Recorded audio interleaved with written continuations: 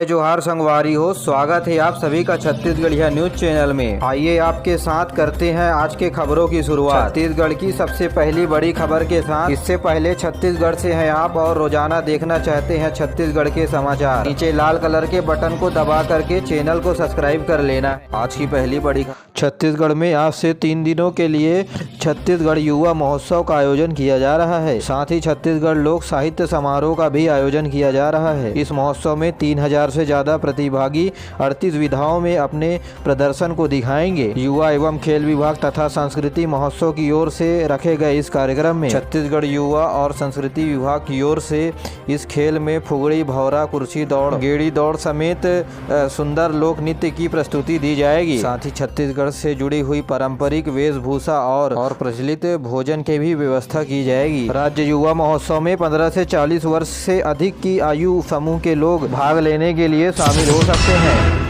26 जनवरी के दिन जगदलपुर के परेड ग्राउंड से मुख्यमंत्री के द्वारा बेरोजगारी भत्ता को लेकर घोषणा किए जाने के बाद भाजपा और कांग्रेस के बीच सियासी जंग छिड़ी हुई है। भारतीय जनता पार्टी के राष्ट्रीय उपाध्यक्ष और पूर्व मुख्यमंत्री डॉक्टर रमन सिंह ने कहा कि प्रदेश में बेरोजगारी की दर सरकारी आंकड़ों के अनुसार 0% के आसपास है, तो बेरोजगारी भत्ता देंगे किसे। साल 2018 में कांग्रेस पार्टी के द्वारा चुनावी वादों के अनुसार प्रत्येक महीने प्रत्येक बेरोजगार युवक को 2500 रुपए देने का ऐलान किया गया था। 10 लाख युवाओं का बेरोजगारी भत्ता 2500 रुपए 52 महीनों तक जोड़ा जाए तो करीब 12,000 करोड़ रुपए होता है। ऐसे में मुख्यमंत्री के द्वारा विपक्षी दलों ने सीधा सवाल किया है कि क्या 12,000 करोड़ रुपए युवाओं को बेरोजगारी भत्ता के रूप में मिलेंगे। तो वहीं कांग्रेस पार्टी का कहना है कि मापदंडों के अनुसार जो बेरोजगार युवक पात्र है उसे बेरोजगारी भत्ता राज्य सरकार के द्वारा दिया जाएगा।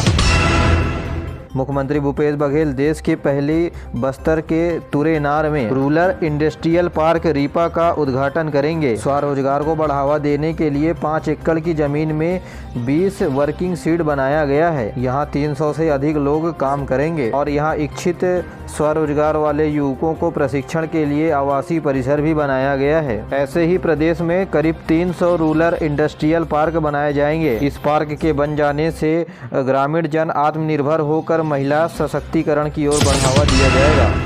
शक्ति जिला के पिहरित गांव के शहीद जवान दीपक भारद्वाज को भारत सरकार के द्वारा कीर्ति चक्र दिया जाएगा। भारत सरकार के द्वारा कीर्ति चक्र दिए जाने पर पूर्व विधायक निर्मल सिन्हा शहीद जवान के घर पहुंचे, उन्हें श्रद्धा सुमन अर्पित किया। खबर के मुताबिक 3 अप्रैल 2021 को टेपलागुड़ा में नक्सलियों से लड़ते हुए दीपक साहस का परिचय देते हुए शहीद हो गए। सुकमा जिले में 3 महिला नक्सली समेत 10 लोगों ने पुलिस के सामने आत्मसमर्पण कर दिया। यह 10 नक्सली जिला पुलिस और सीआरपीएफ के सामने आत्मसमर्पण किए। समर्पण किए गए नक्सलियों को राज्य शासन के द्वारा पुनर्वास नीति का सहायता दिया जाएगा। शिक्षा मंत्री डॉक्टर प्रेमसाय सिंह टेकाम ने सूरजपुर जिला के गढ़कलेवा के पहली मिलेट्स कैफे का शुभारंभ किया। इस कैफे में कोदो, कुटकी, रागी समेत अन्य छोटे मिलेट्स के इडली, डोसा समेत अन्य पकवान बने हुए मिलेंगे। इस मिलेट्स कैफे का संचालन महिला समूहों के द्वारा किया जाएगा। देश में संस्कृति और पर्यटन को बढ़ावा देने के लिए केंद्रीय पर्यटन मंत्रालय की ओर से आज से 6 दिनों के लिए प्रदर्शनी का आयोजन किया जा रहा है। इस प्रदर्शनी के माध्यम से छत्तीसगढ़ समेत अन्य राज्यों के खान पान और संस्कृति के बारे में लोगों को जानकारी मिलेगी। आपको बता दें कि यहाँ राज्य में पर्यटन स्थल को स्टॉल के माध्यम से प्रदर्शित किया गया है। साथ ही देश का प्रमुख व्यंजन गढ़कलेवा को भी रखा गया है। पंडित रविशंकर शुक्ल विश्वविद्यालय रायपुर छत्तीसगढ़ में वार्षिक परीक्षा मार्च-अप्रैल 2023 की अंतिम समय सारणी घोषित कर दी गई है। सेमेस्टर के परिणाम अगले माह जारी हो जाएंगे। जी हां, रविशंकर शुक्ल यूनिवर्सिटी ने शुक्रवार को अंतिम समय सारणी घोषित कर दी है। सबसे बीए की परीक्षाएं चलेंगी। 1 मार्च से शुरू होने वाले बीए की पर्चे में 25 मई तक चलेंगे। इसके बाद बीएससी परीक्षाओं की अवधि सबसे लंबी है। 1 मार्च से 18 मई तक इसकी परीक्षाएं होंगी। प्रैक्टिकल के लिए फिलहाल नोटिफिकेशन जारी नहीं किया गया है। खबर के मुताबिक कॉलेज में फरवरी तक प्रायोगिक परीक्षाएं संपन्न कराकर अंक रविशंकर शुक्ल यूनिवर्सिटी को भेजने होंगे। छत्तीसगढ़ में संविधान दिवस के अवसर पर कई बड़े कार्यक्रम आयोजित किए जा रहे हैं। राज्य विधिक सेवा आयोग की ओर से रायपुर और गरियाबंद जिले में 26 नवंबर से 2 दिसंबर तक संविधान सप्ताह मनाया जा रहा है। जिला सत्र न्यायाधीश संतोष शर्मा ने रायपुर में रखे गए कार्यक्रम में इस सप्ताह की शुरुआत की। वहीं धमतरी जिले के अम्बेडकर चौक में भीमराव अंबेडकर की प्रतिमा के ऊपर फूल माला चढ़ाया गया और प्रदेश के अधिकांश स्कूलों में संविधान का वाचन और कर्तव्य को पूरा करने के लिए शपथ लिए गए। DGPSC ने डिप्टी कलेक्टर समेत अलग अलग विभाग में खाली 189 पदों के लिए विज्ञापन जारी कर दिया है। राज्य सेवा परीक्षा 2022 में अर्जियां सिर्फ ऑनलाइन ली जाएंगी। किसी भी प्रकार से डाक की ओर से भेजा गया अर्जी आयोग की ओर से मंजूर नहीं किया जाएगा। राज्य सिविल सेवा परीक्षा के लिए अर्जियां 1 दिसंबर से 31 दिसंबर 2022 तक किया जाएगा। प्रारंभिक परीक्षा की संभावित तारीख 12 फरवरी तय किया गया है। वहीं मुख्य परीक्षा के लिए 11, 12, 13 और 14 मई तय किया गया है। जानकारी के लिए आपको बता दें कि 15 डिप्टी कलेक्टर के तो वहीं सबसे ज़्यादा 70 पद तहसीलदार के हैं।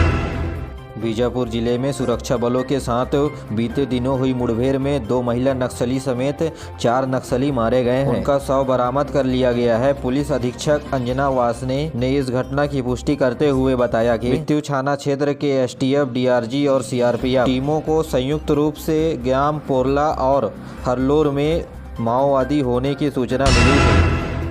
भानु प्रतापपुर उपचुनाव में स्वतंत्र और निष्पक्ष मतदान कराने के लिए चुनाव आयोग की ओर से संपूर्ण तैयारियां कर ली गई है। वोट डालते समय भारत निर्वाचन आयोग ने फोटो युक्त मतदाता परिचय पत्र और 11 प्रकार के पहचान पत्र को मतदान के वक्त मंजूरी देने की बात कही है। वोटर फोटो युक्त पहचान पत्र नहीं होने पर मान्य पहचान पत्र दिखाकर वोट डाल सकते हैं। आयोग ने आधार कार्ड, परिचय पत्र, मनरेगा जॉब कार्ड, बैंक खाता पासबुक, बीमा, smart card, driving licence, ration card, भारतीय पासपोर्ट समेत अन्य वैकल्पिक पहचान पत्रों को मंजूरी दिया गया है। खबर के मुताबिक चुनाव प्रचार जोरों शोरों से चल रहा है। इस उपचुनाव के लिए 5 दिसंबर को वोट डाले जाएंगे और 8 दिसंबर को मतगणना होगी। भारतीय जनता पार्टी ने छत्तीसगढ़ के कांग्रेस सरकार के ऊपर लगातार झूठ बोलने का आरोप लगाया है। नेता प्रतिपक्ष नारायण चंदेल ने अपने बयान में कहा कि राज्य सरकार पहले कहती थी कि 55,000 करोड़ रुपए केंद्र सरकार ने नहीं दिया है, लेकिन अब राज्य सरकार की ओर से बकाया राशि 7,000 करोड़ रुपए बताया जा रहा है, जिसके लिए कांग्रेस पार्टी को जनता से माफी मांगना चाहिए। नारायण चंदेल ने कहा कि राज्य सरकार लगातार 4 सालों से केंद्र सरकार के ऊपर झूठा आरोप लगा रही है, तो वहीं केंद्र सरकार राज्य सरकार को इस समय 1.5 लाख करोड़ रुपए दिया हुआ है। बस्तर के कांकेर घाटी राष्ट्रीय उद्यान में पक्षी और पशु के शोध के लिए कार्यक्रम शुरू हो गया है। शोध के लिए देश भर से 74 पक्षी विशेषज्ञ आए हुए हैं। ये टीम 3 दिनों तक राष्ट्रीय उद्यान में रहकर ये देखेगी कि कितने प्रकार के पक्षी यहाँ पाए जाते हैं। साथ ही प्रवासी पक्षियों के ऊपर भी रिसर्च किया जाएगा। शोध के जरिए उद्यान में रहने वाले पक्षी और बाहर से आने वाले पक्षियों की जानकारी मिल